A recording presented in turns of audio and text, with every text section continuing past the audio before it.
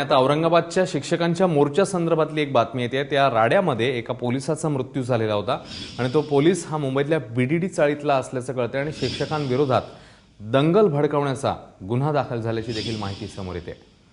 कृष्णा केंडे आपले प्रतिनिधी आपल्या सोबत आहेत। कृष्णा, काय माहिती मिळते या संदर्भात, काय अपडेट्स आहेत? अश्विन, आतापर्यंतची अपडेट या सगळ्या प्रकरणामध्ये अशी आहे की 40 ते 45 आंदोलक शिक्षक जे आहेत त्यांना पोलिसांनी ताब्यात घेतलेला आहे। तर दुसरीकडे पोलीस आयुक्त अमितेश कुमार यांनी दिलेल्या माहितीनुसार ज्या पोलीस स्टेशनच्या अंतर्गत हा सगळा प्रकार झाला ते सिटी चौक पोलीस ठाण्यामध्ये हे सगळे जे आंदोलनकर्ते आहेत त्यांच्या विरोधात दंगा भडकवल्याच्या प्रकरणी गुन्हा दाखल करण्याची प्रक्रिया सुरू झालेली आहे। त्याचबरोबर या सगळ्यामध्ये काही गाड्यांचं देखील नुकसान झालेलं आहे, त्यामुळे शासकीय मालमत्तेचं नुकसान अशा सगळ्या कलमांतर्गत हे जे शिक्षक आहेत आंदोलनकर्ते त्यांच्यावरती गुन्हा दाखल करण्याची प्रक्रिया या ठिकाणी सुरू झाली असल्याची माहिती पोलीस आयुक्तांनी दिलेली आहे। अश्विन, कृष्णा, या सगळ्या संदर्भातले ताजे अपडेट्स घेतच राहू। तुर्तास धन्यवाद या माहितीबद्दल।